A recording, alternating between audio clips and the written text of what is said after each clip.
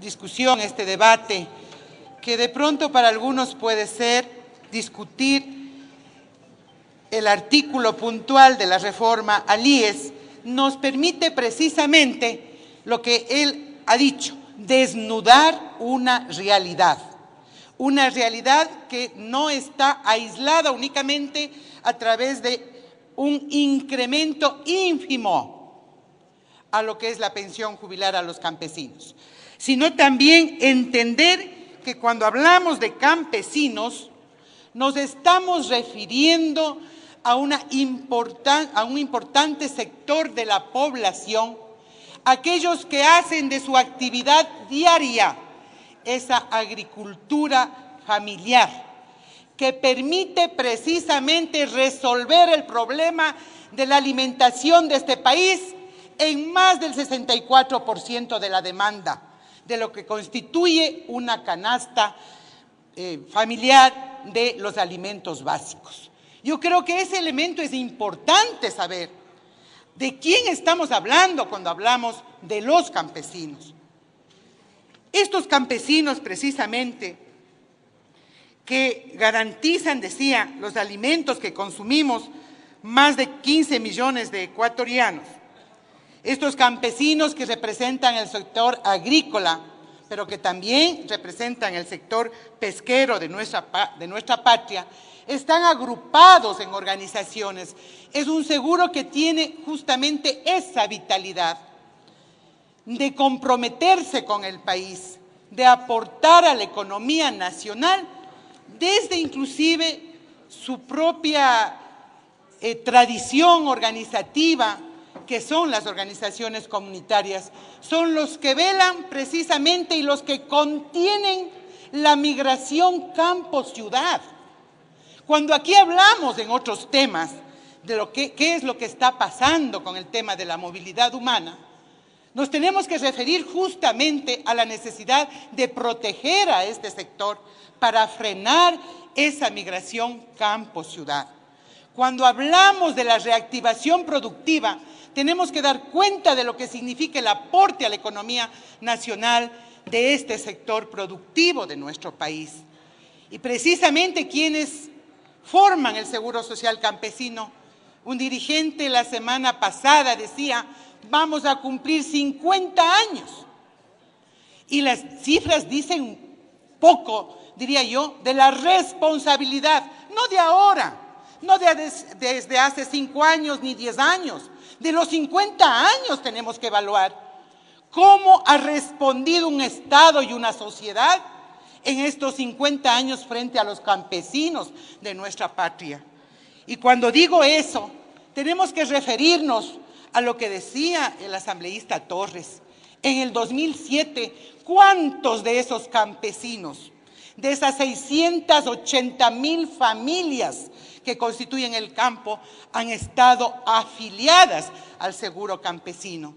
Si ahora apenas no supera las 300,000 familias a través de sus jefes o jefas de hogar las que están incorporadas. Y eso, que el incremento es notable y sin duda los números así lo dicen. Cuando estamos hablando de este incremento de $100 a la pensión jubilar, no pasa de los 80,000 jubilados. Entonces hay que transparentar lo que significa atender a un sector productivo que es responsabilidad del Estado, de la institucionalidad, de la sociedad en su conjunto, entender y comprender que apoyar a los campesinos, a esos que tienen poca tierra y lo hacen producir. Y muchos de ellos son campesinos sin tierra, que alquilan precisamente la tierra para producir y tener un mecanismo de sustento. Estamos hablando de aquellos en que la mayoría de casos son las mujeres las que se quedan como jefas de hogar en el tema o en la actividad productiva, y que muchos se ven forzados precisamente a salir a buscar en las grandes ciudades otras oportunidades. Entonces, cuando hablamos de la pensión jubilar, de este incremento, no podemos entenderlo ni como una dádiva ni como un tema de casualidad, sino como una obligación que el Estado tiene que garantizarlo, bajo los principios de lo que está establecido en nuestra seguridad social, que son fundamentalmente ese principio de solidaridad. Y claro que nos preocupa, por ejemplo, el financiamiento, porque aquí no podemos tampoco simplemente ofrecer, sino tenemos que garantizar mejores condiciones. Y por eso, precisamente, este seguro social campesino se fundamenta en ese principio de solidaridad, en donde en un porcentaje importante lo financian las contribuciones que lo hacen las personas aseguradas al sistema de seguro obligatorio. Lo hace el Estado de igual forma, lo hace el aporte de estos sectores, aunque sea pequeño, pero está ahí. Y en función de esto, de los seguros públicos y privados que son parte del financiamiento, se crea un fondo que nada tiene que ver en cuanto al uso y al objetivo para el cual debe ser utilizado, y que es precisamente el reconocimiento a la pensión jubilar. Sí nos preocupa y quisiéramos mayor claridad, señor presidente, compañeras y compañeros miembros de la comisión, respecto a los datos que garanticen la sostenibilidad. Sí, se ha dicho que puede ser mermado en la medida en que disminuyen los aportantes. Eso es las responsabilidades que tenemos que afrontar cuando entendamos que el nuevo sistema de seguridad social en el país tiene que discutirse. Las nuevas políticas y la transparentación precisamente de esas políticas tiene que ponerse en el tapete y en la discusión. Pero lo que no podemos transigir es respecto al derecho que significa la seguridad social para los campesinos en función del reconocimiento al aporte que hacen a la economía nacional de este país.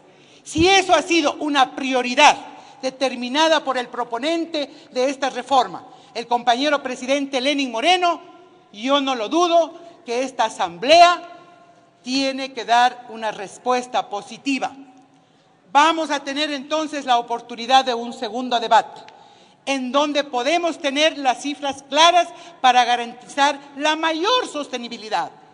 Pero de por sí, permítanos empezar entendiendo, creyendo y comprendiendo de que quienes presentaron los informes actuariales, las cifras que tenemos los asambleístas como referentes para decir que el Fondo de la Seguridad Social para los campesinos permite este incremento, creo que será la certeza que nos lleve a todas y a todos a apoyar, y especialmente de parte de este bloque, de parte de quienes hacemos el reconocimiento a ese trabajo, no de ahora, sino de siempre, permitirá más temprano, como así lo habían solicitado los dirigentes, que este proyecto no encuentre las evasivas y no encuentre en la espera, en el tiempo, esa expectativa que tienen